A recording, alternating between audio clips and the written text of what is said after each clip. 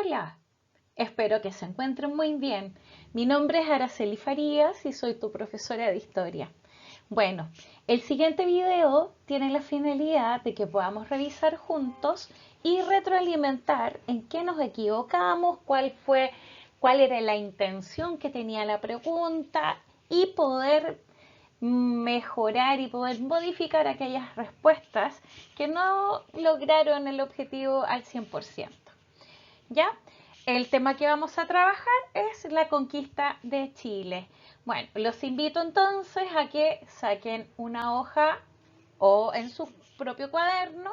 Vamos a ir revisando la guía, vamos a ver en qué nos equivocamos, qué cosas están correctas y cómo podemos complementar nuestras respuestas. Manos a la obra. Bueno, para continuar, lo primero que debemos tener en claro es qué es lo que perseguimos al realizar esta guía. Lo primero es identificar las etapas de la conquista de Chile y comprender la estrategia de conquista que utilizaron los españoles, que es la fundación de ciudades, como una estrategia militar y territorial para poder enfrentar a los mapuches. Ya teniendo el objetivo claro, pasamos a detallar de qué manera vamos a trabajar. Ustedes van a hacer lectura de 3 fuentes. La primera de ellas es Fundación de Ciudades y la expansión de la conquista. La segunda es la observación y lectura de un gráfico sobre la expansión y fundación de ciudades en América por los españoles. Y el tercer texto es un texto titulado Malinche, que nos habla justamente de estas estrategias de dominación y de conquista. Entonces, esos 3 documentos nos van a entregar la información necesaria para que nosotros podamos responder nuestra guía. ¿Ya? Ahora, a trabajar. Bueno, antes de comenzar, lo primero que debemos hacer es contextualizar el periodo que vamos a estudiar, o de hecho el periodo que estamos estudiando. El periodo en el cual nosotros nos encontramos es la conquista de Chile. Es decir, aquí habla de un proceso donde españoles llegan al territorio chileno y se van a producir los primeros encuentros. Vamos a considerar 5 hitos para poder ordenar este periodo que vamos a estudiar. El primero de ellos es 1536, con el descubrimiento de Chile por Diego de Almagro. Nosotros este contenido lo trabajamos en clase, analizamos cuáles eran las características que tuvo el viaje de Diego de Almagro, las rutas que él siguió, tanto para llegar al territorio chileno como para devolverse. También analizamos y conocimos cuáles eran las artimañas que utilizaron los incas para motivar al español a que se viniera al territorio chileno, diciéndole principalmente de que en este territorio había una cantidad de oro bastante importante, lo cual les llamaba bastante la atención de poder llegar. Entonces tenemos nuestra primera fecha, 1536, donde vamos a tener el descubrimiento de Chile por Diego de Almagro.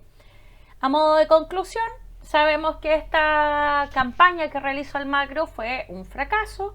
Él no logra el objetivo y debe volver a Cusco, donde en 1538 se enfrenta a Francisco Pizarro por el control del Cusco.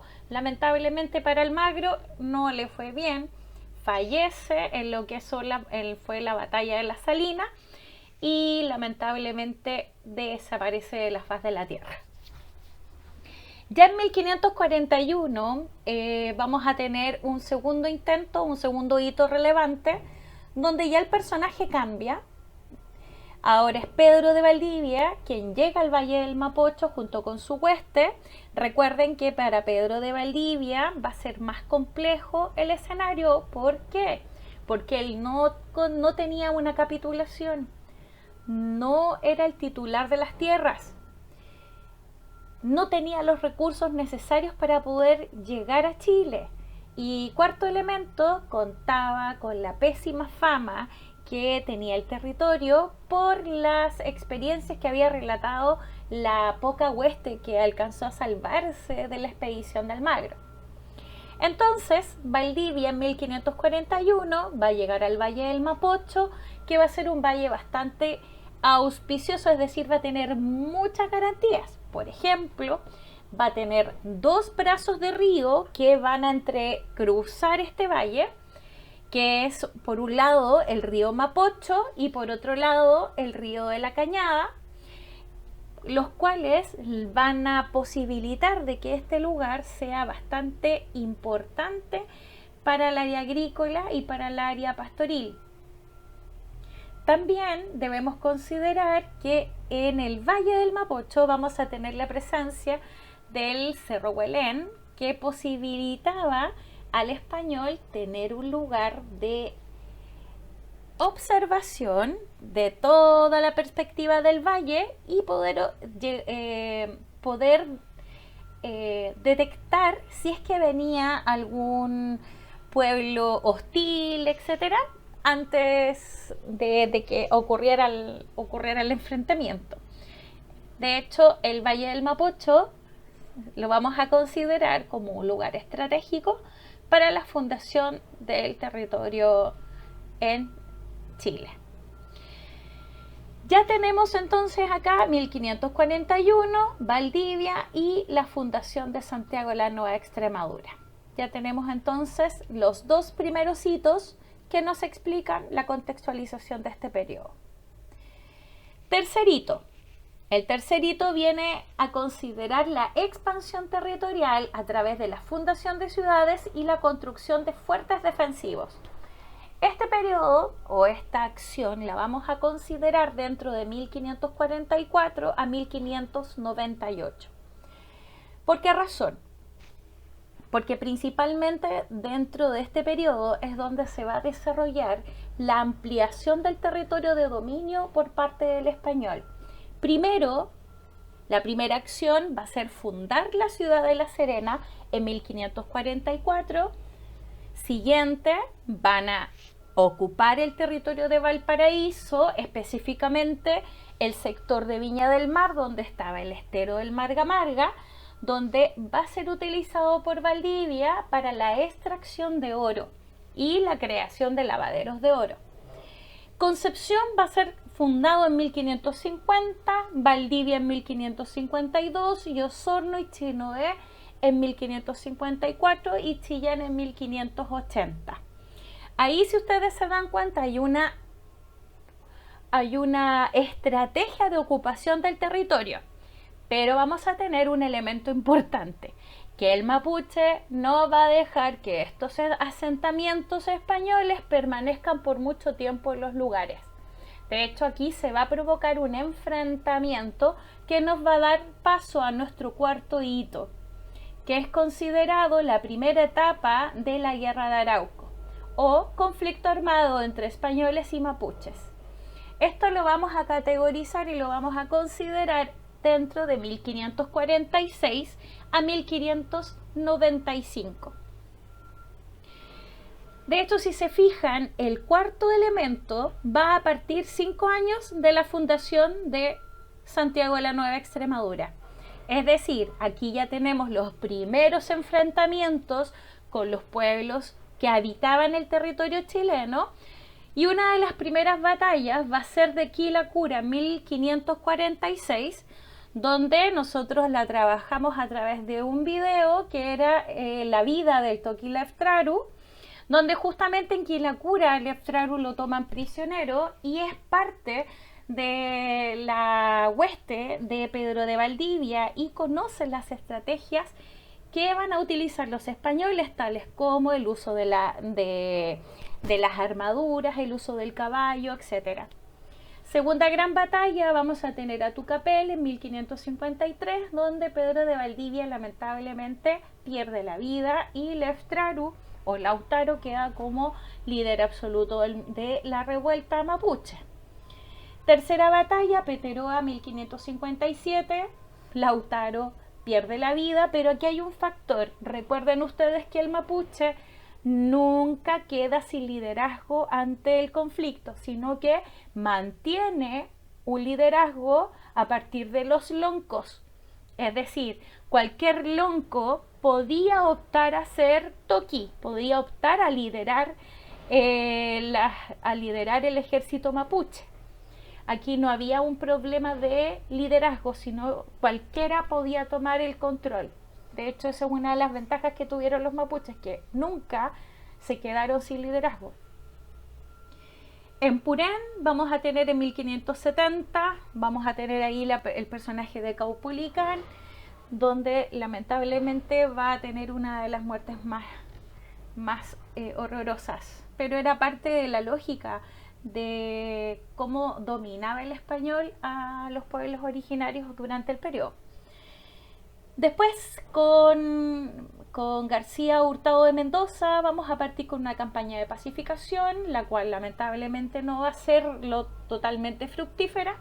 De hecho, aquí se van a ocupar a muchos sacerdotes para que ellos vayan a evangelizar al indígena, pero lamentablemente no volvían con vida, lo cual no se hace fructífero, y finalmente damos paso a lo que es el último gran conflicto que pone fin a la primera etapa de la guerra de Arauco, que se denomina guerra ofensiva.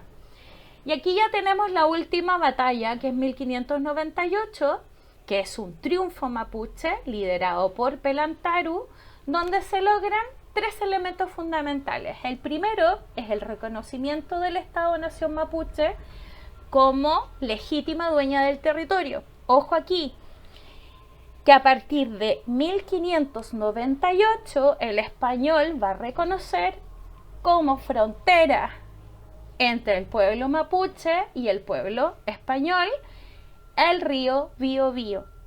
También se va a implementar un sistema que era de los indígenas, que era el sistema de parlamentos, es decir, de negociación entre ambos pueblos. Esto va a dar inicio a un nuevo periodo de la historia que lo vamos a conocer como la colonia, pero eso lo vamos a ver en un nuevo capítulo. Bueno, espero que hayan entendido la contextualización y ahora nos vamos a desarrollar nuestra guía.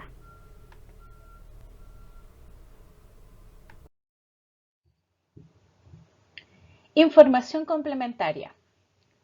Texto número 1. La fundación de ciudades y la expansión de la conquista. Punto 1.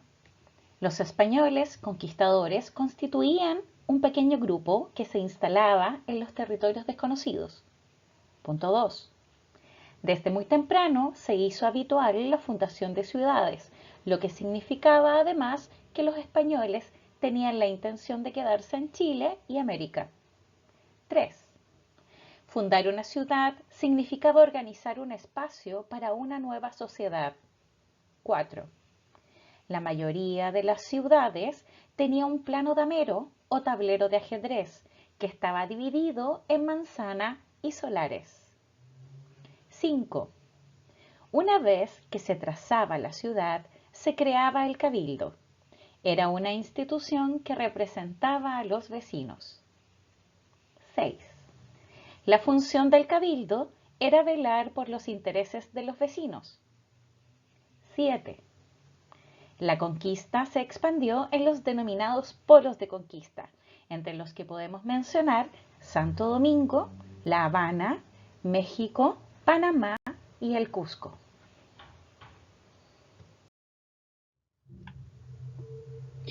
El siguiente dato que nos entrega la guía es el orden cronológico de fundación de ciudades en América. De hecho, tenemos desde una de las primeras ciudades que se fundan en América, que es Santo Domingo, 1498, en La Habana, 1515, Panamá, 1519, Guatemala, 1524. De ahí saltamos a Cartagena, 1533, Quito, 1534, Lima, 1535, Buenos Aires, 1536, Asunción, 1534, Santa Fe, 1538, Santiago de Nueva Extremadura, 1541, y La Paz, 1548. Bueno, ya terminamos de hacer lectura de los textos y la línea de tiempo de contextualización y ahora continuamos con el desarrollo de nuestra guía. Vamos a hacer lectura de del primer texto. Pregunta número 1 dice: lea atentamente el texto y responda las preguntas. El texto se llama Malinche. Del mar los vieron llegar mis hermanos emplumados. Eran los hombres barbados de la profecía esperada. Se oyó la voz del monarca de que el Dios había llegado y les abrimos las puertas por temor a lo ignorado. Iban montados en bestias como demonios del mal. Iban con fuego en las manos y cubiertos de metal.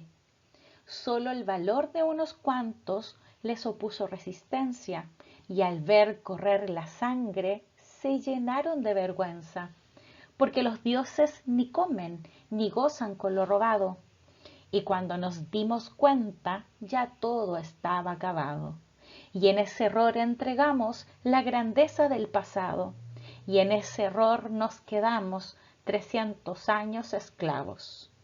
Se nos quedó el maleficio de brindar al extranjero nuestra fe, nuestra cultura, nuestro pan, nuestro dinero, y le seguimos cambiando oro por cuentas de vidrio y damos nuestra riqueza por unos espejos con brillo. Hoy en pleno siglo XX nos siguen llegando rubios y le abrimos la casa y los llamamos amigos. Pero si llega cansado un indio de andar la sierra, lo humillamos y lo vemos como extraño por su tierra. Tú, hipócrita que te muestras humilde ante el extranjero, pero te vuelves soberbio con tus hermanos del pueblo. Oh, maldición de Malinche, enfermedad del presente, ¿cuándo dejarás mi tierra? ¿Cuándo harás libre a mi gente? Autor Palomares. Este texto tiene relación con Malinche, quien era una mensajera, quien era intérprete, conocía muchas lenguas de los pueblos que estaban bajo el dominio de los aztecas, la cual permitió de ser la intérprete para Hernán Cortés. Cuando Hernán Cortés llega al territorio de los aztecas, Malinche va a ser crucial para la comunicación, tanto para la comunicación de Hernán Cortés con los pueblos que no le tenían tanta simpatía a los aztecas. Bueno, continuamos con el desarrollo de las preguntas basadas en el texto leído anteriormente. Primera pregunta, dice, según la canción, ¿cuál fue el error de los indígenas? ¿Por qué? ¿Qué pasó? Principalmente en el texto se habla de que el error que cometen los indígenas es haber sido ingenuos y haberse dejado engañar con la llegada de este supuesto Dios, lo cual provocó de que ellos bajaran las defensas y permitieran de que el español ingresara a sus territorios. ¿Por qué pasó esto? Porque dentro de la historia del azteca, ellos tenían un cuento en el cual se hablaba de que del mar iba a llegar el dios Quetzalcóatl, el cual va a ser relacionado con Hernán Cortés, y esto va a posibilitar de que se confunda el indígena y que finalmente se dé cuenta de que no es un dios, sino que es un ser humano tal y como nosotros, que sangramos, que sentimos, etc. Entonces aquí queda evidente de que hay un error por parte de los indígenas, que es haber confiado y haber creído en esa superstición. La segunda pregunta, ¿cuál es el maleficio conocido con el nombre de Malinche? Tiene relación a la actitud que tuvo Malinche, que era la que ayuda a Hernán Cortés, ayuda al español, como lo dice el texto, de que por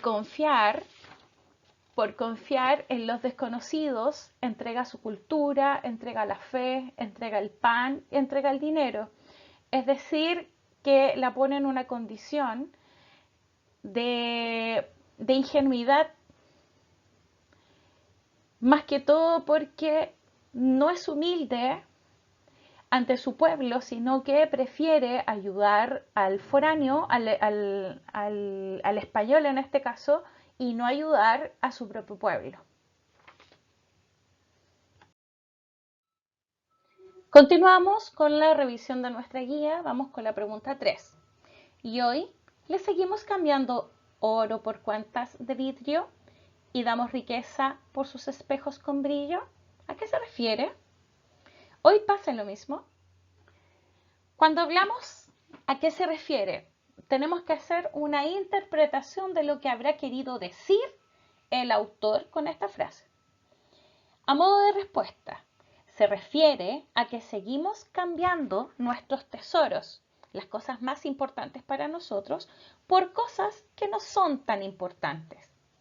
Es decir, al igual que el indígena, que el azteca, que cambiaba sus tesoros más preciados por los artefactos que traían los españoles, en ese sentido aún seguimos siendo tan nos asombramos tan fácilmente. Ahí es donde usted tiene que hacer la pregunta, hacer el análisis final, donde diga, ¿hoy pasa lo mismo? ¿O esto es solamente algo que pasaba con los aztecas? Pregunta 4. ¿Los que no son indígenas hacen discriminación contra ellos o gente que es descendiente de ellos, los que tienen la piel más oscura? Aquí también es una pregunta para que la saquemos a partir del texto, pero que también hagamos una reflexión. La respuesta dice, así es, se hace discriminación.